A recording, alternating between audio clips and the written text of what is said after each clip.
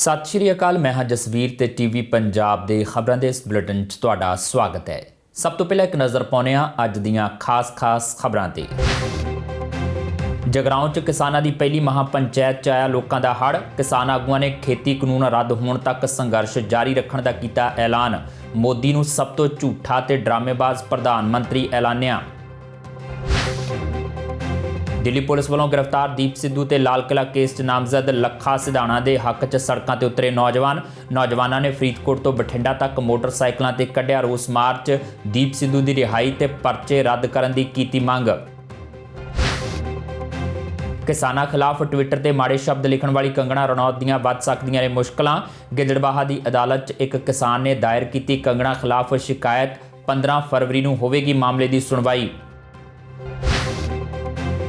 पंजाब च भाजपा खिलाफ रोस वधिया। राजपुरा च अकाल यूथ जथेबंदी ने पुट्टे भाजपा उम्मीदवारों के टेंट। जथेबंदी के आगुआं ने कहा जिन्नी देर तक खेती कानून रद्द नहीं होंदे भाजपा का विरोध जारी रहेगा। ਅਤੇ संयुक्त किसान मोर्चे वालों बरनाला के डिप्टी कमिश्नर का अणमिथे समय लिए घिराओ। अपने 3 शहीद होए साथियों लिए मुआवजा मांग रहे हैं किसान आगुआं ने कहा पंजाब सरकार ने मुआवजा राशि ऐलानी पर प्रशासन देण तो कर रहा टाल मटोल। ते हुण खबरां दा विस्तार। संयुक्त किसान मोर्चे वालों अज उत्तर प्रदेश ते हरियाणा तो बाद पंजाब के जगराओं च पहली बार खेती कानूनों खिलाफ महापंचायत की गई। इस मोर्चे च जोगिंदर सिंह उगराहां, बलबीर सिंह राजेवाल, मनजीत सिंह धनेर सने कई वड्डे किसान आगू पहुंचे जिन्हां ने महापंचायत नूं संबोधन किया। इस दौरान हज़ारां की गिणती च लोकां दा हजूम खेती कानूनों का विरोध करने लई इकट्ठा होया सी। पुलिस वालों भी सुरक्षा के पुख्ता प्रबंध किए गए सन। किसान आगुआं ने अपने संबोधन दौरान कहा कि देश भर के किसानां ने सौं खाधी है कि जदों तक तीनों खेती कानून रद्द नहीं किए जाते संघर्ष जारी रहेगा। उन्होंने कहा कि ये हुण सिर्फ किसान अंदोलन ना होकर सारे देशवासियों का अंदोलन बन चुका है। देश की 99% जनता किसानों के नाल है, पर प्रधानमंत्री नरेंद्र मोदी की सरकार कारपोरेट घराणिਆਂ की कठपुतली बनी हुई है। किसान आगुआं ने प्रधानमंत्री मोदी को सब तो झूठा और ड्रामेबाज प्रधानमंत्री करार दिता। इस महापंचायत दौरान 26 जनवरी की घटना मगरों मुअत्तल किए गए किसान आगू हरपाल सिंह संघा नूं मुड़ बहाल कर दिता गया। फिर घर दी लोड़ां पूरियां किसान कित्थों करनगे? खेती चों पहला कुछ नहीं बचदा ते खेती चों घाटा पैना तां घर दी लोड़ां पूरियां करन वास्ते किसान कोले कोई चारा नहीं। ना बच्चों नूं रोजगार है, ना किसी फैक्ट्री च काम करन वास्ते ते थां है। हत्थ वेले ने तां जमीनां वेचणियां पैणगियां, कर्जा चकना पऊ, कर्जा मुड़दा नहीं। कर्जा मोड़न खातर जमीनां वेचणियां पैणगियां तां जमीन खरीदूगा कौन? जमीन खरीदूगा ओह जिहदे कोले पैसे ने। तां पैसे फिर किहदे कोले ने? पैसे बड़ियां बड़ियां कंपनियां कोले पैसे ने, बड़े बड़े सरमाएदार लोकां कोले पैसे ने। ओह पैसे इकट्ठे करनगे तां किन्ने परसेंट किसान बच जाणगे? 80% जदों वेले हो गए तां 5-7% खेती करनगे। इत्थे ऐसे नूं सुखबीर बादल कहंदा भी कैलिफोर्निया बना दूंगा, ऐसे नूं अमरिंदर कहंदा भी कैलिफोर्निया बना देंगे, ऐसे नूं यह बीजेपी वाले कहंदे ने। कोई भी जिन्नियां पोलीटिकल पार्टियां केंद्र ते राज करदियां ने नवीं आर्थिक नीतियां दे कोई भी खिलाफ नहीं, केजरीवाल भी खिलाफ नहीं। नवीं आर्थिक नीतियां ते पहरा दिंदे ने। नवीं आर्थिक नीतियां बनाउंदा कौन है? विश्व भर संतरा, कौमांतरी मुद्रा कोष, संसार बैंक, ये मालक असली। यह मोदी दे बस दी रौगरी है। जे तुसीं ऐ समझ लिया होवे भी दिल्ली जाके लड़ाई जित लांगे, 1-2 महीने जीती जाऊगी, 1-2 हफ्ते जीती जाऊगी, एडी छोटी लड़ाई नहीं है दोस्तों। ये बड़ी लड़ाई है। जितांगे जरूर, हार दे नहीं। इस गल का दावा है कोई माई दा लाल जबरी सानू सहूलत देवे, कोई जबरी साडे ते कानून ठोसे, ये साडी विरासत दे विच नहीं लिखिया होया। इस करके ये नीतियां नहीं लागू होण देनियां। हिक ते हत्थ मार के कहने पंजाब दी धरती दे लोक ठूठा फड़ के मंगना नहीं जानदे। जे तू अनाज ते कब्जा करना चाहना है, जे तू सब्जियां ते कब्जा करना चाहना है, जे तू दुध ते कब्जा करना चाहना है, जे 100-100 ग्राम दे पैकेट आटे दे खरीदण वास्ते साडे किसानां नूं मजबूर करन दी चाल थोड़ी हुई है। तेरी ओ नीति है। असीं इहनूं बुझदे हां, असीं इह जाणदे हां। तू भावें नहीं लिखिया होया कि मैं जमीन खोण वास्ते कोई लाइन नहीं लिखी, ਇਹ ਸਾਰੀ ਦੀ ਸਾਰੀ ਨੀਤੀ ਤੁਹਾਡੇ ਕੋਲੇ ਜਿਹੜੀਆਂ ਜ਼ਮੀਨਾਂ ਨੇ ਇਹ ਖੋਣ ਦੀ ਹੈ, ਤੁਹਾਨੂੰ ਬੰਗ ਤੇ ਬਣਾਉਣ ਦੀ ਹੈ, ਤੁਹਾਡੀਆਂ ਜ਼ਮੀਰਾਂ ਮਾਰਨ ਦੀ ਹੈ ਤੇ ਫਿਰ ਗੁਲਾਮ ਬਣਾ ਕੇ ਰਾਜ ਕਰਨ ਦੀ ਹੈ। ਇਹ ਸੌੜੀ ਸਿਆਸਤ ਨੂੰ ਅਸੀਂ ਚੰਗੀ ਤਰ੍ਹਾਂ ਜਾਣਦੇ ਹਾਂ। ਇਸ ਕਰਕੇ ਭਰਾਵੋ ਤੁਹਾਨੂੰ ਸੱਦਾ ਦਿੰਦੇ ਆ, ਘੋਲ ਪੀਕ ਤੇ ਹੈ, ਕੋਈ ਕਮਜ਼ੋਰ ਨਹੀਂ ਹੋਇਆ, ਭੋੜ ਦੇ ਵਿੱਚ ਮੋੜ ਆਉਂਦੇ ਰਹਿੰਦੇ ਨੇ। ਦੀਪ ਸਿੱਧੂ ਦੀ ਗ੍ਰਿਫਤਾਰੀ ਤੇ ਲੱਖਾ ਸਿਧਾਣਾ ਨੂੰ ਲਾਲ ਕਿਲੇ ਦੀ ਘਟਨਾ 'ਚ ਨਾਮਜ਼ਦ ਕੀਤੇ ਜਾਣ ਦਾ ਪੰਜਾਬ ਦੇ ਨੌਜਵਾਨਾਂ ਦੇ ਇੱਕ ਵਰਗ ਨੇ ਵਿਰੋਧ ਕਰਨਾ ਸ਼ੁਰੂ ਕਰ ਦਿੱਤਾ ਹੈ। ਅੱਜ ਇਹਨਾਂ ਨੌਜਵਾਨਾਂ ਨੇ ਫਰੀਦਕੋਟ ਤੋਂ ਬਠਿੰਡਾ ਤੱਕ ਮੋਟਰਸਾਈਕਲ ਰੈਲੀ ਕੱਢੀ ਤੇ ਕੇਂਦਰ ਸਰਕਾਰ ਖਿਲਾਫ ਨਾਅਰੇਬਾਜ਼ੀ ਕੀਤੀ। ਨੌਜਵਾਨਾਂ ਦਾ ਕਹਿਣਾ ਸੀ ਕਿ ਲਾਲ ਕਿਲੇ ਤੇ ਕੇਸਰੀ ਨਿਸ਼ਾਨ ਚਲਾਉਣ 'ਚ ਕੁਝ ਵੀ ਗਲਤ ਨਹੀਂ ਹੈ, ਉੱਥੇ ਕਿਸੇ ਵੱਲੋਂ ਵੀ ਤਿਰੰਗੇ ਝੰਡੇ ਦਾ ਅਪਮਾਨ ਨਹੀਂ ਕੀਤਾ ਗਿਆ। ਨੌਜਵਾਨਾਂ ਨੇ ਮਾਮਲੇ 'ਚ ਦਰਜ ਕੀਤੇ ਗਏ ਕੇਸ ਰੱਦ ਕਰਨ ਅਤੇ ਦੀਪ ਸਿੱਧੂ ਦੀ ਰਿਹਾਈ ਦੀ ਮੰਗ ਕੀਤੀ। 26 ਜਨਵਰੀ ਨੂੰ ਦਿੱਲੀ ਦੇ ਲਾਲ ਕਿਲੇ ਉੱਤੇ ਕੇਸਰੀ ਝੰਡਾ ਲਹਿਰਾਉਣ ਦੇ ਮਾਮਲੇ ਵਿੱਚ ਨਾਮਜ਼ਦ ਕੀਤੇ ਗਏ ਲੱਖਾ ਸਿਧਾਣਾ ਅਤੇ ਗ੍ਰਿਫਤਾਰ ਕੀਤੇ ਗਏ ਦੀਪ ਸਿੱਧੂ ਦੇ ਹੱਕ ਵਿੱਚ ਨੌਜਵਾਨਾਂ ਵਿੱਚ ਰੋਸ ਪਾਇਆ ਜਾ ਰਿਹਾ ਹੈ। ਇਸ ਦੇ ਚੱਲਦਿਆਂ ਅੱਜ ਕੁਝ ਨੌਜਵਾਨਾਂ ਵੱਲੋਂ ਦੀਪ ਸਿੱਧੂ ਅਤੇ ਲੱਖਾ ਸਿਧਾਣਾ ਦੇ ਹੱਕ ਵਿੱਚ ਫਰੀਦਕੋਟ ਤੋਂ ਬਠਿੰਡਾ ਤੱਕ ਮੋਟਰਸਾਈਕਲ ਰੈਲੀ ਕੱਢ ਦੀਪ ਸਿੱਧੂ ਨੂੰ ਰਿਹਾ ਕਰਨ ਦੀ ਮੰਗ ਕੀਤੀ ਗਈ। ਨੌਜਵਾਨਾਂ ਦਾ ਕਹਿਣਾ ਸੀ ਕਿ ਲੱਖਾ ਸਿਧਾਣਾ ਅਤੇ ਦੀਪ ਸਿੱਧੂ ਨੇ ਕੁਝ ਵੀ ਅਜਿਹਾ ਨਹੀਂ ਕੀਤਾ ਜਿਸ ਨਾਲ ਉਹਨਾਂ ਨੂੰ ਦੇਸ਼ ਧਰੋਹੀ ਕਿਹਾ ਜਾਵੇ। ਉਹਨਾਂ ਕਿਹਾ ਕਿ ਕੇਸਰੀ ਝੰਡਾ ਸਿੱਖ ਕੌਮ ਦੀ ਚੜ੍ਹਦੀ ਕਲਾ ਦਾ ਪ੍ਰਤੀਕ ਹੈ। ਜੇਕਰ 26 ਜਨਵਰੀ ਨੂੰ ਇਹ ਲਾਲ ਕਿਲੇ ਉੱਤੇ ਝੁਲਾਇਆ ਗਿਆ ਹੈ ਤਾਂ ਇਸ ਨਾਲ ਤਿਰੰਗੇ ਝੰਡੇ ਦੀ ਬੇਅਦਬੀ ਕਿਵੇਂ ਹੋ ਗਈ। ਉਹਨਾਂ ਕਿਹਾ ਕਿ ਸਰਕਾਰ ਜਾਣਬੁੱਝ ਕੇ ਨੌਜਵਾਨਾਂ ਦੀ ਆਵਾਜ਼ ਨੂੰ ਦਬਾਉਣਾ ਚਾਹੁੰਦੀ ਹੈ। ਉਹਨਾਂ ਮੰਗ ਕੀਤੀ ਕਿ ਲੱਖਾ ਸਿਧਾਣਾ ਅਤੇ ਦੀਪ ਸਿੱਧੂ ਖਿਲਾਫ ਮੁਕੱਦਮੇ ਰੱਦ ਕੀਤੇ ਜਾਣ ਅਤੇ ਦੀਪ ਸਿੱਧੂ ਨੂੰ ਤੁਰੰਤ ਰਿਹਾ ਕੀਤਾ ਜਾਵੇ। ਬਾਈ ਜੀ ਮੈਨੂੰ ਇੱਕ ਵੀ ਵੀਡੀਓ ਦਿਖਾ ਦਿਓ, ਆਪਾਂ ਨੀਵੇਂ ਥਾਂ ਬਹਿ ਜਾਾਂਗੇ ਜੇ ਕਿਸੇ ਬੰਦੇ ਨੇ ਤਿਰੰਗੇ ਨੂੰ ਹੱਥ ਲਾਇਆ ਹੋਵੇ। ਕੇਸਰੀ ਨਿਸ਼ਾਨ ਸਾਹਿਬ ਚੜਾਇਆ, ਜਿਹੜਾ ਗੁਰਦੁਆਰਾ ਸਾਹਿਬ ਸਾਡੇ ਜਿਹੜਾ ਸਿੱਖਾਂ ਦਾ, ਕੋਈ ਖਾਲਸਤਾਨ ਦਾ ਨਹੀਂ ਚੜਿਆ, ਉੱਥੇ ਕੇਸਰੀ ਨਿਸ਼ਾਨ ਸਾਹਿਬ ਚੜਿਆ, ਨਾਲ ਕਿਸਾਨੀ ਦਾ ਚੜਿਆ। ਐਡਾ ਕਿਹੜਾ ਮੁੱਦਾ ਹੋ ਗਿਆ? ਕਿਹੜਾ ਖਾਲਸਾ ਪੰਥ ਸਾਜਣਾ ਦੇ ਉੱਤੇ ਕਿਹੜਾ ਚੜਾਉਂਦੇ ਨਹੀਂ, ਉਹੀ ਇਹ ਝੰਡਾ ਹੁਣ ਕਿਹੜਾ ਕੋਈ ਬਦਲ ਗਿਆ? ਉਹ ਇਹ ਚੜਾਉਂਦੇ ਆ, ਉਹਦੇ ਜਾ ਕੇ ਸਾਡੇ ਨੌਜਵਾਨਾਂ ਨੇ ਚੜਾਤਾ। ਨਾਲੇ ਦੀਪ ਦਾ ਦੱਸੋ ਕੀ ਡੋਲਾ? ਦੀਪ ਨਾਲ ਤਾਂ ਪਹਿਲਾਂ ਉੱਥੇ ਲੱਖਾਂ ਨੌਜਵਾਨ ਪਹੁੰਚ ਗਿਆ ਸੀ। ਨਹੀਂ, ਉਹ ਗਦਾਰ ਕਿਹਨੇ ਲਾ ਲਿਆ? ਰਜਿੰਦਰ ਨੇ ਇਹਨੇ ਇਸੇ ਕਾਮਰੇਡ ਨੇ ਲਾ ਲਿਆ ਨਾ, ਜਿਹਦੇ ਚਿੱਟੇ ਦੇ ਇਲਜ਼ਾਮ ਲੱਗੇ ਆ, ਸ਼ਰੂਤੀ ਕਾਂਡ 'ਚ ਪੈਸੇ ਇਕੱਠੇ ਕਰਨ ਦੇ ਇਲਜ਼ਾਮ ਲੱਗੇ। ਮਤਲਬ ਕਿ ਅਸੀਂ ਤਾਂ ਇੱਦਾਂ ਦੇ ਬੰਦਿਆਂ ਨੂੰ ਵੀ ਐਕਸੈਪਟ ਕਰ ਲਿਆ ਸੀਗਾ ਵੀ ਨਹੀਂ ਯਾਰ ਸਾਡੀ ਲੜਾਈ ਵੱਡੀ ਆ, ਅਸੀਂ ਇਹਨੂੰ ਅੱਗੋਂ ਨੂੰ ਐਕਸੈਪਟ ਕੀਤਾ। ਪਰ ਇਹਨਾਂ ਨੇ ਕੀ ਕੀਤਾ ਅੱਗੇ? ਸਾਡੇ ਨੌਜਵਾਨ, ਕੋਈ ਨੌਜਵਾਨ ਇਹਨਾਂ ਨੇ ਅੱਗੇ ਆਉਣ ਦਿੱਤਾ? ਦੱਸੋ। ਅਸੀਂ ਕੋਈ ਉੱਥੇ 2 ਮਹੀਨੇ ਹੋ ਗਏ ਲੱਗੇ, ਅਸੀਂ ਸਾਨੂੰ ਕੋਈ ਸਟੇਜ ਦੀ ਸਪੀਕਰ ਦੀ ਭੁੱਖ, ਇੱਕ ਦਿਨ ਹੀ ਸਟੇਜ 'ਤੇ ਗਏ। ਪਰ ਯਾਰ ਨੌਜਵਾਨਾਂ ਦਾ ਬਣਦਾ ਸਤਿਕਾਰ ਤਾਂ ਕਰੋ। ਤੁਸੀਂ ਜਿਹੜਾ ਸਰਕਾਰ ਚਾਹੁੰਦੀ ਹੈ, ਤੁਸੀਂ ਇਹਨਾਂ ਦਾ ਬਿਆਨ ਆਏ ਉਹਦੇ ਪ੍ਰੈਸ ਕਾਨਫਰੰਸ ਕੀਤੀ ਸ਼ਾਮ ਨੂੰ ਵੀ ਜਿਹੜੇ ਉੱਥੇ ਗਏ ਉਹਨਾਂ 'ਤੇ ਕਾਰਵਾਈ ਕਰੋ। ਸਰਕਾਰਾਂ ਤਾਂ ਚਾਹੁੰਦੀਆਂ ਸਾਨੂੰ ਖਤਮ ਕਰਨ ਨੂੰ, ਅਤੇ ਤੁਸੀਂ ਉਹਨਾਂ ਨੂੰ ਪਹਿਲ ਕਦਮੀ ਦੇ ਰਹੇ ਵੀ ਹਾਂ ਵੀ ਚੱਕੋ ਇਹਨਾਂ ਨੂੰ, ਇਹਨਾਂ 'ਤੇ ਪਰਚੇ ਪਾਓ, ਸਿੱਟੋ ਜੇਲ੍ਹਾਂ 'ਚ, ਜਵਾਪਾਂ ਲਾਓ ਇਹਨਾਂ ਨੂੰ। ਜਵਾਪਾਂ ਤਾਂ ਸਾਡੇ ਨੌਜਵਾਨਾਂ ਦੇ ਪਹਿਲਾਂ ਹੀ ਕਿੰਨੀਆਂ ਲੱਗ ਗਈਆਂ। ਇਹ ਸਾਡੇ ਆਗੂ ਦਾ ਮਤਲਬ ਉਹਨਾਂ ਦੇ ਨਾਲ ਸਹਿਮਤ ਹੋ ਕੇ ਕੁਛ ਕਰ ਰਹੇ ਆ ਵੀ ਇਹ ਅੱਗੇ ਆ ਕੇ ਬੋਲਣ ਨਾ ਜਾਂ ਸਾਡੀਆਂ ਗਲਤੀਆਂ ਨਾ ਫੜਨ। ਇਸ ਦੇ ਨਾਲ ਹੀ ਨੌਜਵਾਨਾਂ ਨੇ ਦੀਪ ਸਿੱਧੂ ਤੇ ਲੱਖੇ ਸਿਧਾਣੇ ਪ੍ਰਤੀ ਕਿਸਾਨ ਆਗੂਆਂ ਦੇ ਵਤੀਰੇ ਉੱਤੇ ਵੀ ਇਤਰਾਜ਼ ਜਤਾਇਆ। ਉਹਨਾਂ ਦਾ ਕਹਿਣਾ ਸੀ ਕਿ ਦੀਪ ਤੇ ਲੱਖੇ ਨੇ ਕੁਝ ਵੀ ਆਪਣੇ ਨਿੱਜੀ ਫਾਇਦੇ ਲਈ ਨਹੀਂ ਕੀਤਾ, ਸਗੋਂ ਉਹ ਅੰਦੋਲਨ ਨੂੰ ਸਹੀ ਦਿਸ਼ਾ ਵਿੱਚ ਲਿਜਾ ਕੇ ਸਰਕਾਰ ਉੱਤੇ ਦਬਾਅ ਪਾ ਰਹੇ ਸਨ। ਨੌਜਵਾਨਾਂ ਨੇ ਸ਼ੰਕਾ ਪ੍ਰਗਟਾਈ ਕਿ ਜਿਸ ਤਰ੍ਹਾਂ ਕਿਸਾਨ ਜਥੇਬੰਦੀਆਂ ਇਸ ਮਾਮਲੇ ਵਿੱਚ ਸਰਕਾਰ ਦੀ ਸੋਚ ਨੂੰ ਅੱਗੇ ਵਧਾ ਰਹੀਆਂ ਨੇ, ਉਸ ਨਾਲ ਨੁਕਸਾਨ ਹੋ ਸਕਦਾ ਹੈ। ਉਹਨਾਂ ਦਾ ਕੀ ਕਸੂਰ ਸੀ ਨੌਜਵਾਨਾਂ ਦਾ? ਉਹ ਗਲਤੀ ਸਾਰੀ ਜਥੇਬੰਦੀਆਂ ਦੀ ਆ। ਅਸੀਂ ਚਲੋ ਜਥੇਬੰਦੀਆਂ ਨੂੰ ਵੀ ਬੇਨਤੀ ਕਰਦੇ ਹਾਂ ਵੀ ਜੇ ਤੁਸੀਂ ਕਿਸੇ ਦਾ ਸਾਥ ਨਹੀਂ ਦੇਣਾ ਤਾਂ ਹੁਣ ਵਿਰੋਧ 'ਚ ਵੀ ਨਾ ਚੱਲੋ। ਵੀ ਜਿਹੜਾ ਅਗਲਾ ਆਪਦਾ ਨਿਬੜ ਲੂਗਾ, ਜਿਹਦੇ ਦੀਪ ਸਿੱਧੂ ਤੇ ਪਈ ਉਹ ਨਿਬੜ ਲੂਗਾ, ਪਰ ਉਹਦੇ ਵਿਰੋਧ 'ਚ ਵੀ ਨਾ ਚੱਲੋ। ਵੀ ਸੰਗਤ ਤਾਂ ਜੋ ਤੁਹਾਡੇ ਨਾਲ ਟੁੱਟੇ ਨਾ, ਸੰਗਤ ਤੋਂ ਸੰਘਰਸ਼ ਚੱਲੀ ਜਾਵੇ ਰੈਗੂਲਰ। ਲੜਾਈ ਸਾਡੀ ਮੋਦੀ ਨਾਲ ਨਾ ਕਿ ਜਥੇਬੰਦੀਆਂ ਨਾਲ। ਇਹਨਾਂ ਨਾਲ ਕੋਈ ਨਾ ਪੰਜਾਬ ਆ ਕੇ ਘਰੇ ਆ ਕੇ ਨਿਬੜ ਲਾਂਗੇ ਗੱਲ ਜੋ ਵੀ। ਮੰਗ ਇਹ ਹੈ ਵੀ ਜਿਹੜੇ ਸਾਡੇ ਨੌਜਵਾਨਾਂ ਦੇ ਝੂਠੇ ਪਰਚੇ ਪਾਏ ਆ ਉਹਨਾਂ ਨੂੰ ਸਰਕਾਰ ਵਾਪਸ ਲਵੇ। ਅਸੀਂ ਸੰਘਰਸ਼ ਲੜਨਾ ਆ ਆਪਦੀ ਹੋਂਦ ਲਈ, ਆਪਦੀਆਂ ਜ਼ਮੀਨਾਂ ਨੇ ਸੰਘਰਸ਼ ਲੜਨਾ ਆ, ਤੇ ਤੁਸੀਂ ਸੰਘਰਸ਼ ਨੂੰ ਡਿਵਰਟ ਨਾ ਕਰੋ ਵੀ ਸਾਡਾ ਜ਼ੋਰ ਇੱਧਰ ਰੱਖ ਜੇ ਵੀ ਸਾਡੇ ਬੰਦੇ ਛਡਾ ਦਿਓ। ਜਿਵੇਂ ਬਰਗਾੜੀ ਕਾਂਡ 'ਚ ਹੋਇਆ ਸੀਗਾ, ਸਾਡੇ ਤੇ ਪਰਚਾ ਪਾਤਾ, ਕਿੱਥੇ ਮੰਗ ਕਰਦੇ ਦੋਸ਼ੀ ਫੜੋ ਤੇ ਕਿੱਥੇ ਸੰਗਤ ਦੀ ਮੰਗ ਹੋ ਗਈ ਵੀ ਸਾਡੇ ਬੰਦੇ ਛੱਡੋ, ਸਾਨੂੰ ਛਡਾ ਕੇ ਉਸ ਤੋਂ ਬਾਅਦ ਸੰਘਰਸ਼ ਖਤਮ ਹੋ ਗਿਆ। ਇਹ ਚੀਜ਼ਾਂ ਸਰਕਾਰਾਂ ਚਾਲਾਂ ਚੱਲਦੀਆਂ ਹੁੰਦੀਆਂ, ਸਾਡੇ ਆਗੂਆਂ ਨੂੰ ਇਹ ਚੀਜ਼ ਦਾ ਪੂਰਾ ਧਿਆਨ ਰੱਖਣਾ ਚਾਹੀਦਾ।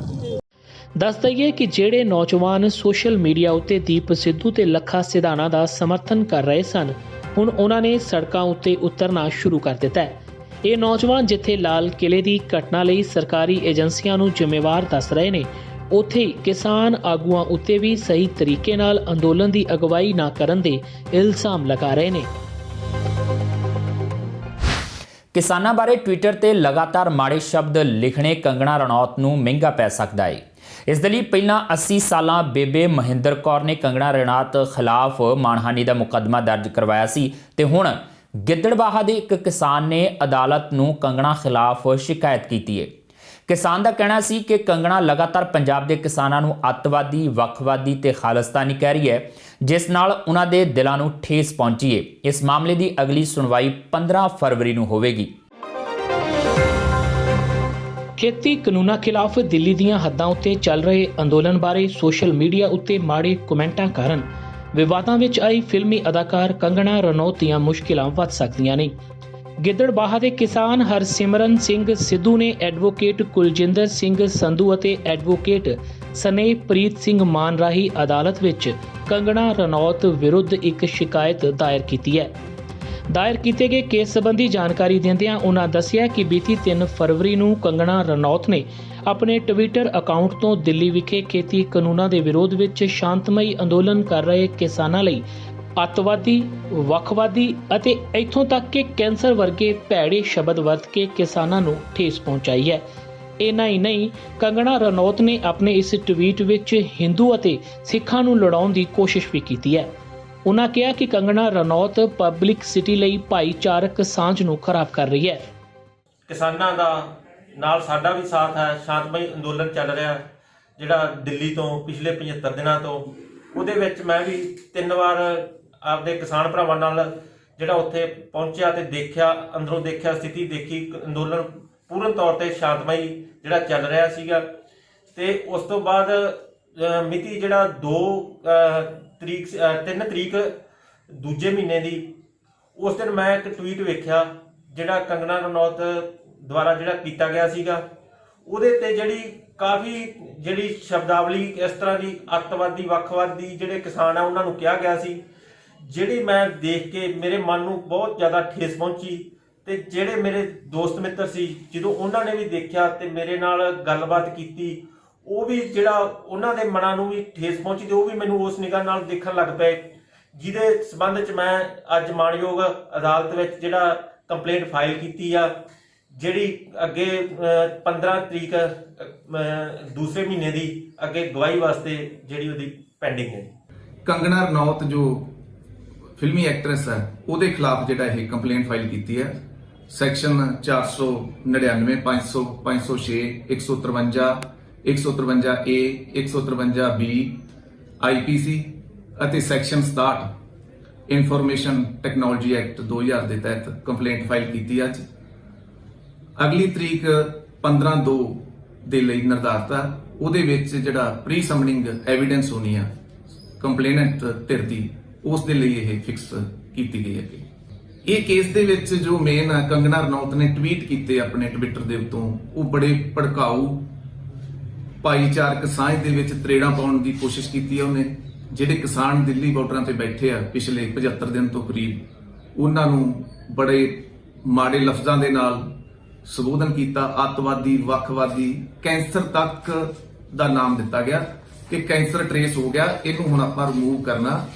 ਇਸ ਕਰਕੇ ਭੜਕਾਊ ਬਿਆਨਬਾਜ਼ੀਆਂ ਕਰਕੇ ਇਹ ਸਿਕਿਉਰਟੀਆਂ ਲੈ ਕੇ ਵਾਈ ਸ਼੍ਰੇਣੀ ਦੀਆਂ ਇਹ ਸਮਝਦੇ ਪਤਾ ਨਹੀਂ ਕੋਈ ਇਹ ਵੱਡੇ ਲੀਡਰ ਬਣ ਜਾਣਗੇ ਜਾਂ ਕੋਈ ਇਹਨਾਂ ਨੂੰ MP ਬਣ ਜਾਣਗੇ, ਰਾਜ ਸਭਾ ਚਲੇ ਜਾਣਗੇ। ਪਰ ਇਸ ਤਰ੍ਹਾਂ ਦੇ ਜਿਹੜੇ ਇਸ ਤਰ੍ਹਾਂ ਦੇ ਹੱਥਕੰਡੇ ਇਹਨਾਂ ਨੂੰ ਨਹੀਂ ਬਣਾਉਣੇ ਚਾਹੀਦੇ।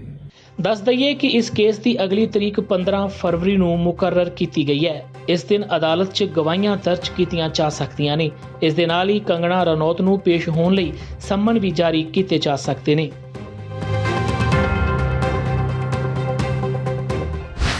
ਨਵੇਂ ਖੇਤੀ ਕਾਨੂੰਨਾਂ ਕਾਰਨ ਪੰਜਾਬ 'ਚ ਭਾਜਪਾ ਖਿਲਾਫ ਰੋਸ ਵਧਦਾ ਜਾ ਰਿਹਾ ਹੈ। ਅੱਜ ਰਾਜਪੁਰਾ ਵਿਖੇ ਅਕਾਲ ਯੂਥ ਜਥੇਬੰਦੀ ਵੱਲੋਂ ਭਾਜਪਾ ਖਿਲਾਫ ਰੋਸ ਮਾਰਚ ਕੱਢਿਆ ਗਿਆ। ਇਸ ਦੌਰਾਨ ਕੁਝ ਨੌਜਵਾਨਾਂ ਨੇ ਸੜਕ ਤੇ ਲੱਗੇ ਭਾਜਪਾ ਉਮੀਦਵਾਰਾਂ ਦੇ ਤੰਬੂ ਪੁੱਟ ਸੁੱਟੇ ਤੇ ਕੇਂਦਰ ਸਰਕਾਰ ਖਿਲਾਫ ਨਾਅਰੇਬਾਜ਼ੀ ਕੀਤੀ। ਇਨ੍ਹਾਂ ਨੌਜਵਾਨਾਂ ਦਾ ਕਹਿਣਾ ਸੀ ਕਿ ਦਿੱਲੀ ਦੀਆਂ ਸਰਹੱਦਾਂ ਤੇ ਸ਼ਾਂਤਮਈ ਢੰਗ ਨਾਲ ਅੰਦੋਲਨ ਕਰ ਰਹੇ ਕਿਸਾਨਾਂ ਤੇ ਭਾਜਪਾ ਵੱਲੋਂ ਹਮਲੇ ਕੀਤੇ ਜਾ ਰਹੇ ਨੇ। ਅਜਿਹੇ 'ਚ ਭਾਜਪਾ ਲੀਡਰ ਪੰਜਾਬ 'ਚ ਚੋਣ ਲੜਨ, ਇਹ ਬਰਦਾਸ਼ਤ ਨਹੀਂ ਕੀਤਾ ਜਾਵੇਗਾ। ਭਾਜਪਾ ਖਿਲਾਫ ਰੋਸ ਪ੍ਰਦਰਸ਼ਨ ਦੀਆਂ ਇਹ ਤਸਵੀਰਾਂ ਰਾਜਪੁਰੇ ਦੀਆਂ ਨੇ, ਜਿੱਥੇ ਅਕਾਲ ਯੂਥ ਜਥੇਬੰਦੀ ਵੱਲੋਂ ਵਾਰਡ ਨੰਬਰ 8 ਅਤੇ 9 ਵਿੱਚ ਭਾਜਪਾ ਉਮੀਦਵਾਰਾਂ ਦੇ ਟੈਂਟ ਪੁੱਟ ਦਿੱਤੇ ਗਏ ਅਤੇ ਕੇਂਦਰ ਸਰਕਾਰ ਖਿਲਾਫ ਨਾਅਰੇਬਾਜ਼ੀ ਕੀਤੀ ਗਈ। ਦਰਅਸਲ ਰਾਜਪੁਰਾ ਵਿੱਚ ਸਿੱਖ ਜਥੇਬੰਦੀਆਂ ਵੱਲੋਂ ਕਿਸਾਨਾਂ ਦੇ ਹੱਕ ਵਿੱਚ ਰੋਸ ਮਾਰਚ ਕੱਢਿਆ ਜਾ ਰਿਹਾ ਸੀ।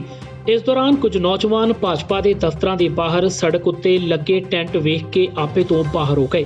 ਇਹਨਾਂ ਨੌਜਵਾਨਾਂ ਨੇ ਭਾਜਪਾ ਦੇ ਝੰਡੇ ਅਤੇ ਟੈਂਟ ਪੁੱਟ ਸੁੱਟੇ ਅਤੇ ਉੱਥੇ ਕੇਸਰੀ ਝੰਡਾ ਲਹਿਰਾ ਦਿੱਤਾ।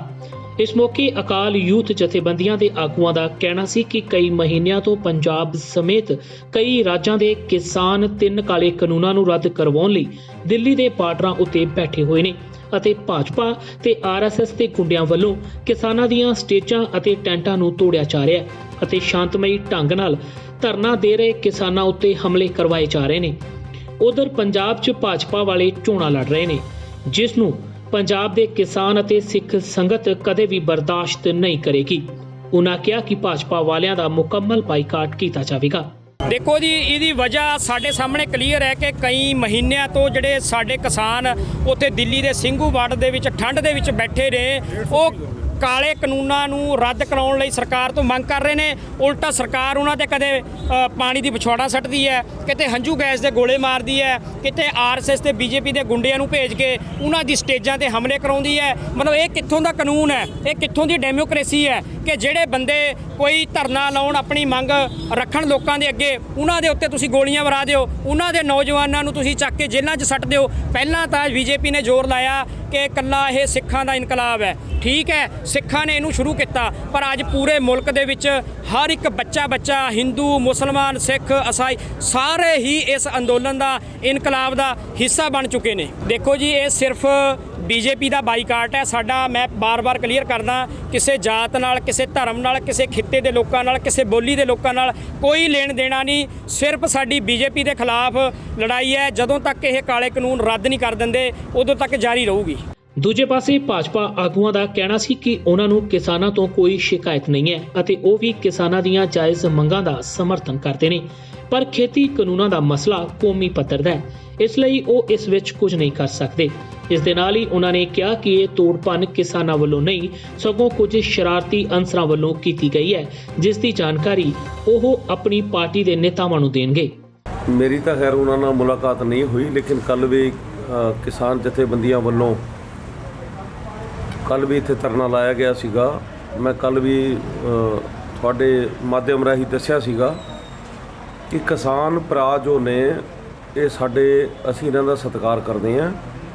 ਅਸੀਂ ਤਾਂ ਕੱਲ੍ਹ ਵੀ ਇਹਨਾਂ ਨੂੰ ਕਿਹਾ ਸੀ, ਅਸੀਂ ਤਾਂ ਇੱਕ ਪਾਰਟੀ ਦੇ ਵਰਕਰ ਹਾਂ, ਨੈਸ਼ਨਲ ਲੈਵਲ ਦਾ ਮੁੱਦਾ ਹੈਗਾ, ਜੋ ਇਹਨਾਂ ਦੀਆਂ ਜਾਇਜ਼ ਮੰਗਾਂ ਨੇ ਸਾਰੀਆਂ ਮੰਨੀਆਂ ਜਾਣੀਆਂ ਚਾਹੀਦੀਆਂ ਨੇ। ਅਸੀਂ ਇਹਨਾਂ ਦੇ ਖਿਲਾਫ ਹੈ ਨਹੀਂ। ਕਿਸਾਨ ਜਥੇਬੰਦੀ ਵੱਲੋਂ ਕੋਈ ਤੋੜ-ਫੋੜ ਨਹੀਂ ਕੀਤੀ ਗਈ, ਕੁਝ ਸ਼ਰਾਰਤੀ ਅਨਸਰਾਂ ਵੱਲੋਂ, ਕੁਝ ਰਾਜਨੀਤਿਕ ਪਾਰਟੀਆਂ ਵੱਲੋਂ ਕੀਤੀ ਗਈ ਹੈ। ਅੱਜ ਬਾਰੇ ਜੋ ਤੋੜ-ਫੋੜ ਹੋਈ ਹੈ ਉਹਦੇ ਬਾਰੇ ਮੈਨੂੰ ਜਾਣਕਾਰੀ ਨਹੀਂ ਹੈਗੀ। ਜਿੱਥੇ ਤੱਕ ਕਾਰਵਾਈ ਦਾ ਸਵਾਲ ਹੈ, ਉਹ ਸਾਡਾ ਜੋ ਵੀ ਐਕਟੀਵਿਟੀ ਹੈਗੀ, ਜੋ ਸਾਡੀ ਬੀਜੇਪੀ ਦਾ ਕਲਚਰ ਹੈ, ਸਾਡੇ ਜ਼ਿਲ੍ਹਾ ਪ੍ਰਧਾਨ ਜੀ, ਸਟੇਟ ਪ੍ਰਧਾਨ ਜੀ ਨੂੰ ਇੰਟੀਮੇਟ ਕਰ ਦਿੰਦੇ ਨੇ, ਜੋ ਫੈਸਲਾ ਹੋਣਾ ਸਟੇਟ ਲੈਵਲ ਦਾ ਹੋਣਾ। ਜ਼ਿਕਰਯੋਗ ਹੈ ਕਿ ਜਦੋਂ ਅਕਾਲ ਯੂਥ ਜਥੇਬੰਦੀ ਵੱਲੋਂ ਭਾਜਪਾ ਉਮੀਦਵਾਰਾਂ ਦੇ ਦਫ਼ਤਰਾਂ ਦਾ ਘਿਰਾਓ ਕਰਨ ਦਾ ਐਲਾਨ ਕੀਤਾ ਗਿਆ ਸੀ, ਤਾਂ ਭਾਜਪਾ ਉਮੀਦਵਾਰ ਆਪਣੇ ਦਫ਼ਤਰਾਂ ਨੂੰ ਬੰਦ ਕਰਕੇ ਚਲੇ ਗਏ, ਪਰ ਸੜਕ ਉੱਤੇ ਲੱਗੇ ਟੈਂਟ ਉਸੇ ਤਰ੍ਹਾਂ ਲੱਗੇ ਰਹੇ ਅਤੇ ਪ੍ਰਦਰਸ਼ਨ ਕਰਨ ਵਾਲਿਆਂ ਨੇ ਆਪਣਾ ਸਾਰਾ ਗੁੱਸਾ ਇਹਨਾਂ ਟੈਂਟਾਂ ਉੱਤੇ ਹੀ ਕੱਢ ਦਿੱਤਾ। ਸੰਯੁਕਤ ਕਿਸਾਨ ਮੋਰਚੇ ਵੱਲੋਂ ਅੰਦੋਲਨ ਦੌਰਾਨ ਸ਼ਹੀਦ ਹੋਏ ਕਿਸਾਨਾਂ ਦੇ ਪਰਿਵਾਰਕ ਮੈਂਬਰਾਂ ਨੂੰ ਮੁਆਵਜ਼ਾ ਦਿਵਾਉਣ ਲਈ ਡਿਪਟੀ ਕਮਿਸ਼ਨਰ ਦਫ਼ਤਰ ਬਰਨਾਲਾ ਦਾ ਘਿਰਾਓ ਕਰਕੇ ਨਾਅਰੇਬਾਜ਼ੀ ਕੀਤੀ ਗਈ। ਧਰਨੇ ਨੂੰ ਸੰਬੋਧਨ ਕਰਦਿਆਂ ਕਿਸਾਨ ਆਗੂਆਂ ਦਾ ਕਹਿਣਾ ਸੀ ਕਿ ਪਿੰਡ ਸੰਘੇੜਾ ਦੇ ਕਿਸਾਨ ਕੁਲਵਿੰਦਰ ਸਿੰਘ, ਅਤਰ ਸਿੰਘ ਵਾਲਾ ਦੇ ਕਿਸਾਨ ਗੁਰਦੇਵ ਸਿੰਘ ਤੇ 8 ਫਰਵਰੀ ਨੂੰ ਸ਼ਹੀਦ ਹੋਏ ਕਿਸਾਨ ਬਲਵੀਰ ਸਿੰਘ ਭਦੌੜ ਨੂੰ ਪੰਜਾਬ ਸਰਕਾਰ ਵੱਲੋਂ ਐਲਾਨੀ ਮੁਆਵਜ਼ਾ ਰਾਸ਼ੀ 5 ਲੱਖ ਰੁਪਏ ਅਦਾ ਕਰਨ ਤੋਂ ਜ਼ਿਲ੍ਹਾ ਪ੍ਰਸ਼ਾਸਨ ਟਾਲ ਮਟੋਲ ਕਰ ਰਿਹਾ ਹੈ। ਆਗੂਆਂ ਨੇ ਕਿਹਾ ਕਿ ਇੱਕ ਪਾਸੇ ਪੰਜਾਬ ਸਰਕਾਰ ਕਿਸਾਨੀ ਸੰਘਰਸ਼ ਨਾਲ ਹਮਾਇਤ ਜਤਾਉਣ ਦਾ ਢੋਂਗ ਕਰ ਰਹੀ ਹੈ ਤੇ ਦੂਜੇ ਪਾਸੇ ਕਿਸਾਨੀ ਸੰਘਰਸ਼ ਦੌਰਾਨ ਜਾਨਾਂ ਗਵਾਉਣ ਵਾਲੇ ਪਰਿਵਾਰਾਂ ਪ੍ਰਤੀ ਰੱਤੀ ਭਰ ਵੀ ਗੰਭੀਰ ਨਹੀਂ ਹੈ। ਆਗੂਆਂ ਨੇ ਕਿਹਾ ਕਿ ਡੀਸੀ ਦਫ਼ਤਰ ਬਰਨਾਲਾ ਦਾ ਘਿਰਾਓ ਅਣਮਿੱਥੇ ਸਮੇਂ ਲਈ ਜਾਰੀ ਰਹੇਗਾ ਜਦ ਤੱਕ ਤਿੰਨੇ ਪਰਿਵਾਰਾਂ ਨੂੰ ਮੁਆਵਜ਼ਾ ਰਾਸ਼ੀ ਦੇ ਚੈੱਕ ਨਹੀਂ ਮਿਲ ਜਾਂਦੇ। ਸਾਡੇ ਕਿਸਾਨ ਸ਼ਹੀਦ ਹੋ ਰਹੇ ਆ, ਉਹਦੇ ਸਾਡੀ ਸਰਕਾਰ ਨੇ ਐਲਾਨ ਕੀਤਾ ਹੋਇਆ ਕਿ ਉਹ ਕਿਸਾਨ ਦੇ ਪਰਿਵਾਰ ਨੂੰ 5 ਲੱਖ ਦਾ ਜਿਹੜਾ ਮੁਆਵਜ਼ਾ ਦਿੱਤਾ ਜਾਊਗਾ, 1 ਜੀ ਨੂੰ ਨੌਕਰੀ ਦਿੱਤੀ ਜਾਊਗੀ ਤੇ ਸਮੁੱਚਾ ਜਿਹੜਾ ਉਹਦਾ ਕਰਜ਼ਾ ਖਤਮ ਕੀਤਾ ਜਾਊਗਾ। ਪਰ ਬਰਨਾਲੇ ਦਾ ਪ੍ਰਸ਼ਾਸਨ ਆ ਜਿਹੜਾ, ਉਹ ਲਗਾਤਾਰ 2-3 ਮਹੀਨਿਆਂ ਤੋਂ ਸਾਡੇ ਇੱਕ ਗੁਰਦੇਵ ਸਿੰਘ ਮਾੜਾ ਸਿੰਘ ਦਾ ਆਤਰਗੜ੍ਹ ਤੋਂ, ਕੁਲਵਿੰਦਰ ਸਿੰਘ ਸਰਜੀਤ ਸਿੰਘ ਦਾ ਸੰਘੇੜਿਆਂ ਤੋਂ ਤੇ ਬਲਵੀਰ ਮਾਨ ਆ ਜਿਹੜਾ ਭਦੌੜ ਤੋਂ। ਇਹ ਤਿੰਨ ਸਾਡੇ ਕੇਸ ਆ ਜਿਹੜੇ ਉਹ ਲਗਾਤਾਰ ਲਮਕ ਰਹੇ ਆ। ਇੱਥੋਂ ਦਾ ਡੀਸੀ ਦਾ ਜਿਹੜਾ ਪ੍ਰਸ਼ਾਸਨ ਹੈ ਉਹ ਲਗਾਤਾਰ ਟਾਲ ਮਟੋਲ ਦੀ ਨੀਤੀ ਤੇ ਚੱਲ ਰਿਹਾ। ਅਸੀਂ ਪਹਿਲਾਂ ਵੀ ਇੱਕ ਦਿਨ ਧਰਨਾ ਲਾਇਆ ਸੀ, ਉਸ ਦਿਨ ਸਾਨੂੰ ਵਿਸ਼ਵਾਸ ਦਿਵਾਇਆ ਗਿਆ ਸੀ ਕਿ ਤੁਹਾਡੇ ਚੈੱਕ ਹੈ ਜਿਹੜੇ ਕੱਲ੍ਹ ਨੂੰ ਦੇ ਦਿੱਤੇ ਜਾਣਗੇ। ਉਸ ਦਿਨ ਐਤਵਾਰ ਸੀਗਾ, ਪਰ ਅੱਜ ਤੱਕ ਇਹਨਾਂ ਨੇ ਕੋਈ ਕਾਰਵਾਈ ਨਹੀਂ ਕੀਤੀ। ਇਸ ਕਰਕੇ ਸਾਨੂੰ ਡੀਸੀ ਦਫ਼ਤਰ ਦੇ ਅੱਗੇ ਜਿਹੜਾ ਅਣਮਿੱਥੇ ਸਮੇਂ ਲਈ ਧਰਨਾ ਜਿਹੜਾ ਉਹ ਲਾਉਣਾ ਪੈ ਰਿਹਾ। ਮੇਰੇ ਦਾਦਾ ਜੀ ਸੀਗੇ ਜੀ, ਉਹ 29 ਤਰੀਕ ਨੂੰ ਉਹ ਕਿਸਾਨ ਅੰਦੋਲਨ ਦੇ ਵਿੱਚ ਰਾਸ਼ਨ ਪਾਣੀ ਲੈ ਕੇ ਜਾ ਰਹੇ ਸੀ ਟਰਾਲੀ, ਤੇ ਉਹਦੇ ਵਿੱਚ ਅਚਾਨਕ ਅਟੈਕ ਹੋ ਗਿਆ, ਉਹਨਾਂ ਨੂੰ ਉੱਥੇ ਡੈਥ ਹੋ ਗਈ। ਅੱਜ ਵੀ ਸਾਡਾ ਪਰਿਵਾਰ ਇੱਕ ਜਣਾ ਉੱਥੇ ਦਿੱਲੀ ਬੈਠਾ ਹੈਗਾ, ਕਿਉਂਕਿ ਹਫ਼ਤੇ ਬਾਅਦ ਆ ਜਾਂਦਾ, ਹਫ਼ਤੇ ਬਾਅਦ ਹੋਰ ਬੰਦੇ ਭੇਜੇ ਜਾਂਦੇ, ਫਿਰ ਆ ਜਾਂਦੇ, ਠੀਕ ਆ। ਤੇ ਅੱਜ 3 ਮਹੀਨੇ ਲਗਭਗ ਹੋ ਗਏ ਸਾਨੂੰ ਡੀਸੀ ਸਾਹਿਬ ਪ੍ਰਸ਼ਾਸਨ ਸਾਨੂੰ ਇਹੀ ਦਿਲਾਸਾ ਦੇ ਜਾਂਦਾ ਵੀ ਅਸੀਂ ਤੁਹਾਡਾ ਮੁਆਵਜ਼ਾ ਦੇ ਦਾਂਗੇ। 3 ਮਹੀਨੇ ਹੋ ਗਏ ਸਾਨੂੰ ਇਹਨਾਂ ਪਿੱਛੇ ਫਿਰਦੇ ਹਾਂ। ਸਾਡੇ ਪਰਿਵਾਰ 'ਚ ਜੀ ਮੇਰੇ ਦਾਦਾ ਜੀ ਸਰਦਾਰ ਬਲਬੀਰ ਸਿੰਘ ਮਾਨ ਜੋ ਕਿ ਭਦੌੜ ਦੇ ਵਾਸੀ ਸਨ, ਉਹ ਕਾਫੀ ਲੰਬੇ ਸਮੇਂ ਤੋਂ ਜੀ ਜੋ ਕਾਲੇ ਕਾਨੂੰਨ ਚੱਲ ਰਹੇ ਆ ਉਹਦੇ ਵਿਰੋਧ 'ਚ ਦਿੱਲੀ ਸੰਘਰਸ਼ ਦੇ ਵਿੱਚ ਸ਼ਾਮਲ ਸੀਗੇ। ਤੇ 5 ਤਰੀਕ ਨੂੰ ਜੀ ਉੱਥੇ ਉਹ ਗਏ ਸੀਗੇ। 12-13 ਦਿਨ ਉੱਥੇ ਰਹਿਣ ਦੇ ਬਾਵਜੂਦ ਜਿਹੜੀ ਜੀ ਠੰਡ ਦੇ ਕਾਰਨ ਉਹਨਾਂ ਨੂੰ ਠੰਡ ਲੱਗ ਗਈ, ਤੇ ਉਸ ਤੋਂ ਬਾਅਦ ਜਦੋਂ ਪਿੰਡ ਆਏ ਉਹ ਜ਼ਿਆਦਾ ਬਿਮਾਰ ਹੋਣ ਦੇ ਕਾਰਨ ਜੀ ਪਹਿਲਾਂ ਆਦੇਸ਼ ਹਸਪਤਾਲ ਬਠਿੰਡਾ ਵਿੱਚ ਦਾਖਲ ਕਰਵਾਏ ਗਏ ਜੀ। ਉੱਥੋਂ ਇੱਕ ਰਾਤ ਤੋਂ ਬਾਅਦ ਉਹਨਾਂ ਨੇ ਜੀ PGI ਚੰਡੀਗੜ੍ਹ ਵਿੱਚ ਰੈਫਰ ਕਰਤਾ ਸੀਗਾ, ਜਿੱਥੇ ਜਾਣੀ ਕਿ 17-18 ਦਿਨ ਨਾਜ਼ੁਕ ਹਾਲਤ ਦੇ ਵਿੱਚ ਰਹਿਣ ਦੇ ਬਾਵਜੂਦ ਜੀ 8/2/2021 ਨੂੰ ਦਮ ਤੋੜ ਗਈ ਜੀ। ਸਾਡੇ ਪਰਿਵਾਰ 'ਚ ਮੇਰੇ ਫਾਦਰ ਸਾਹਿਬ ਦੀ ਡੈਥ ਹੋਈ ਹੈ ਜੀ। ਉਹ ਦਿੱਲੀ ਧਰਨੇ 'ਤੇ ਗਏ ਸੀ 10-11 ਦਿਨਾਂ ਤੋਂ। ਉੱਥੇ ਉਹਦੇ ਮੌਸਮ ਦੇ ਕਾਰਨ ਉਹਨਾਂ ਦੀ ਸਿਹਤ ਠੀਕ ਨਹੀਂ ਸੀਗੀ, ਤੇ ਉੱਥੇ ਫਿਰ ਜਦੋਂ ਇੱਧਰੋਂ ਆਏ ਨੇ ਪਿੰਡ ਨੂੰ ਆ ਕੇ ਸਵੇਰ ਨੂੰ ਫਿਰ ਅਟੈਕ ਹੋ ਗਿਆ ਸੀ। ਰਾਤ ਨੂੰ ਆ ਕੇ ਸੁੱਤੇ ਸੀਗੇ, ਸਵੇਰ ਨੂੰ ਮਾਰਨਿੰਗ ਟਾਈਮ 6-7 ਵਜੇ ਦੇ ਟਾਈਮ ਨੂੰ ਅਟੈਕ ਉੱਠੇ ਨਹੀਂ ਹੈਗੇ, ਰਾਤ ਦੇ ਪਏ ਹੋਏ ਜੀ। ਆਮ ਆਦਮੀ ਪਾਰਟੀ ਪੰਜਾਬ ਦੇ ਸਹਿ ਇੰਚਾਰਜ ਰਾਘਵ ਚੱਡਾ ਨੇ ਬਾਦਲ ਪਰਿਵਾਰ, ਪ੍ਰਧਾਨ ਮੰਤਰੀ ਮੋਦੀ ਅਤੇ ਕੈਪਟਨ ਅਮਰਿੰਦਰ ਸਿੰਘ ਤੇ ਤਿੱਖੇ ਨਿਸ਼ਾਨੇ ਵਿੰਨੇ ਨੇ। ਰਾਘਵ ਚੱਡਾ ਬਠਿੰਡਾ ਵਿਖੇ ਚੋਣ ਪ੍ਰਚਾਰ ਕਰਨ ਲਈ ਪਹੁੰਚੇ ਸਨ। ਇਸ ਮੌਕੇ ਉਹਨਾਂ ਕਿਸਾਨ ਅੰਦੋਲਨ ਅਤੇ ਪੰਜਾਬ ਦੇ ਵਿਕਾਸ ਨੂੰ ਲੈ ਕੇ ਜਿੱਥੇ ਵਿਰੋਧੀ ਪਾਰਟੀਆਂ ਦੀ ਤਿੱਖੀ ਆਲੋਚਨਾ ਕੀਤੀ, ਉੱਥੇ ਹੀ 2022 ਚ ਪੰਜਾਬ ਅੰਦਰ ਆਮ ਆਦਮੀ ਪਾਰਟੀ ਦੀ ਸਰਕਾਰ ਬਣਨ ਦਾ ਦਾਅਵਾ ਵੀ ਕੀਤਾ। ਰਾਘਵ ਚੱਡਾ ਨੇ ਕਿਹਾ ਕਿ ਇਸ ਵਾਰ ਪਾਰਟੀ ਮੁੱਖ ਮੰਤਰੀ ਦਾ ਚਿਹਰਾ ਸਾਹਮਣੇ ਰੱਖ ਕੇ ਚੋਣ ਲੜੇਗੀ ਤੇ ਉਹ ਚਿਹਰਾ ਪੰਜਾਬ ਤੋਂ ਹੀ ਹੋਵੇਗਾ। ਪੰਜਾਬ ਵਿੱਚ ਲੋਕਲ ਬਾਡੀ ਚੋਣਾਂ ਦੌਰਾਨ ਆਮ ਆਦਮੀ ਪਾਰਟੀ ਵੱਲੋਂ ਜ਼ੋਰਦਾਰ ਪ੍ਰਚਾਰ ਕੀਤਾ ਜਾ ਰਿਹਾ ਹੈ। ਆਮ ਆਦਮੀ ਪਾਰਟੀ ਪੰਜਾਬ ਦੇ ਸਹਿ ਇੰਚਾਰਜ ਰਾਘਵ ਚੱਡਾ ਦੁਆਬਾ ਅਤੇ ਮਾਝਾ ਵਿੱਚ ਚੋਣ ਪ੍ਰਚਾਰ ਕਰਨ ਤੋਂ ਬਾਅਦ ਬਠਿੰਡਾ ਪਹੁੰਚੇ, ਜਿੱਥੇ ਉਹਨਾਂ ਵੱਲੋਂ ਇੱਕ ਰੈਲੀ ਕੱਢ ਲੋਕਾਂ ਨੂੰ ਆਪਣੀ ਪਾਰਟੀ ਨਾਲ ਜੋੜਨ ਦਾ ਯਤਨ ਕੀਤਾ ਗਿਆ। ਮੀਡੀਆ ਨਾਲ ਗੱਲਬਾਤ ਕਰਦਿਆਂ ਉਹਨਾਂ ਕਿਹਾ ਕਿ ਬਾਦਲ ਪਰਿਵਾਰ ਨੇ ਇਸ ਇਲਾਕੇ ਲਈ ਕੁਝ ਨਹੀਂ ਕੀਤਾ। ਪਹਿਲਾਂ ਬਾਦਲ ਪਰਿਵਾਰ ਦੀ 10 ਸਾਲ ਪੰਜਾਬ ਵਿੱਚ ਸਰਕਾਰ ਰਹੀ ਅਤੇ ਹੁਣ ਮਨਪ੍ਰੀਤ ਬਾਦਲ ਕੈਪਟਨ ਦੀ ਸਰਕਾਰ ਵਿੱਚ ਵਿੱਤ ਮੰਤਰੀ ਨੇ। ਰਾਘਵ ਚੱਡਾ ਮੁਤਾਬਕ ਇਸ ਲਈ ਉਹ ਵੀ B ਫॉर ਬਾਦਲ ਅਤੇ B फॉर बेड़ा गर्क कहते ने। यहाँ पे लगभग 40-50 साल से अकाली म्युनिसिपल कॉरपोरेशन में बनी हुई है, लेकिन आज भी यहाँ सड़कें कम गड्ढे ज़्यादा, बिजली की हालत बुरी, पानी की हालत बुरी, स्कूलों की हालत बुरी, बेड़ा गर्क हुआ है। तो इसीलिए मैं कहता हूँ B फॉर बादल और B फॉर बेड़ा गर्क। और बादल मतलब सारे, कोई इस साइड है, कोई उस साइड है, कोई इस पार्टी में, कोई उस पार्टी में। अब यहाँ पे वित्त मंत्री आते हैं मनप्रीत बादल जी, उन्होंने क्या कहा था, मैं यहाँ पर ऐसा काम करके दिखाऊंगा, मैं थर्मल पावर प्लांट को शुरू कर दूंगा, क्या क्या करूंगा, और आज हो क्या रहा है। ਰਾਘਵ ਚੱਡਾ ਨੇ ਕਿਹਾ ਕਿ ਪੰਜਾਬ ਦੇ ਲੋਕ ਵਾਰ-ਵਾਰ ਕਾਂਗਰਸ ਅਤੇ ਅਕਾਲੀ ਦਲ ਨੂੰ ਅਜਮਾ ਚੁੱਕੇ ਨੇ, ਪਰ ਇਹਨਾਂ ਲੋਕਾਂ ਨੇ ਆਪਣੀਆਂ ਜੇਬਾਂ ਭਰਨ ਤੋਂ ਇਲਾਵਾ ਪੰਜਾਬ ਨੂੰ ਹੋਰ ਕੁਝ ਨਹੀਂ ਦਿੱਤਾ। ਰਾਘਵ ਚੱਡਾ ਮੁਤਾਬਕ ਸੂਬੇ ਦੇ ਲੋਕ ਹੁਣ ਆਮ ਆਦਮੀ ਪਾਰਟੀ ਵੱਲ ਉਮੀਦ ਭਰੀਆਂ ਨਜ਼ਰਾਂ ਨਾਲ ਵੇਖ ਰਹੇ ਨੇ ਤਾਂ ਕਿ ਉਹਨਾਂ ਨੂੰ ਵੀ ਦਿੱਲੀ ਵਰਗੀਆਂ ਸਹੂਲਤਾਂ ਮਿਲ ਸਕਣ। ਰਾਘਵ ਚੱਡਾ ਨੇ ਕਿਹਾ ਕਿ ਸਾਲ 2022 ਦੀਆਂ ਚੋਣਾਂ ਵਿੱਚ ਆਮ ਆਦਮੀ ਪਾਰਟੀ ਮੁੱਖ ਮੰਤਰੀ ਦਾ ਚਿਹਰਾ ਸਾਹਮਣੇ ਰੱਖ ਕੇ ਲੜੇਗੀ। ਉਹ ਚਿਹਰਾ ਪੰਜਾਬ ਤੋਂ ਹੋਵੇਗਾ ਅਤੇ ਲੋਕਾਂ ਦੀ ਯੋਗ ਅਗਵਾਈ ਕਰ ਸਕਦਾ ਹੋਵੇਗਾ। तो मैं आज ये पूरी मजबूती से कहना चाहता हूँ कि सारा पंजाब मिलकर अब झाड़ू चलाने वाला है और इन सारी पार्टियों की राजनीति पर झाड़ू फेर देंगे। जब बात की जाए तो पंजाब से होगा आपके? बिल्कुल पंजाब से होगा। पंजाब की 3 करोड़ आबादी, 3 करोड़ आवाम में से कोई एक होगा और ऐसा व्यक्ति होगा जो पंजाब की आन बान और शान कहलाने लायक। ਇਸ ਦੇ ਨਾਲ ਹੀ ਪ੍ਰਧਾਨ ਮੰਤਰੀ ਮੋਦੀ ਦੇ ਨਿਸ਼ਾਨਾ ਵਿੰਨਦਿਆਂ ਰਾਘਵ ਚੱਡਾ ਨੇ ਕਿਹਾ ਕਿ ਉਹ MSP ਦੀ ਗਰੰਟੀ ਉੱਤੇ ਸਿਰਫ ਭਾਸ਼ਣ ਦੇ ਰਹੇ ਨੇ। ਪਰ ਇਸ ਨੂੰ ਕਾਨੂੰਨ ਦੀ ਸ਼ਕਲ ਦੇਣ ਲਈ ਤਿਆਰ ਨਹੀਂ। ਰਾਘਵ ਚੱਡਾ ਨੇ ਕਿਹਾ ਕਿ ਇਸ ਨਾਲ ਮੰਡੀ ਵਿੱਚ ਫਸਲ ਵੇਚਣ ਲੱਗੇ ਕਿਸਾਨਾਂ ਨੂੰ ਮੁਸ਼ਕਿਲ ਹੋਵੇਗੀ। ਕਿਸਾਨਾਂ ਦੇ ਸੰਘਰਸ਼ ਉੱਤੇ ਅੰਦੋਲਨ ਜੀਵੀਆਂ ਸੰਬੰਧੀ ਪ੍ਰਧਾਨ ਮੰਤਰੀ ਦੀ ਟਿੱਪਣੀ ਦਾ ਜਵਾਬ ਦਿੰਦਿਆਂ ਰਾਘਵ ਚੱਡਾ ਨੇ ਕਿਹਾ ਕਿ ਭਾਜਪਾ ਦੇ ਲੀਡਰ ਆਪ प्रोपोगंडा जीवी ने। अब भाई ये बड़ा अजीब सा बयान है।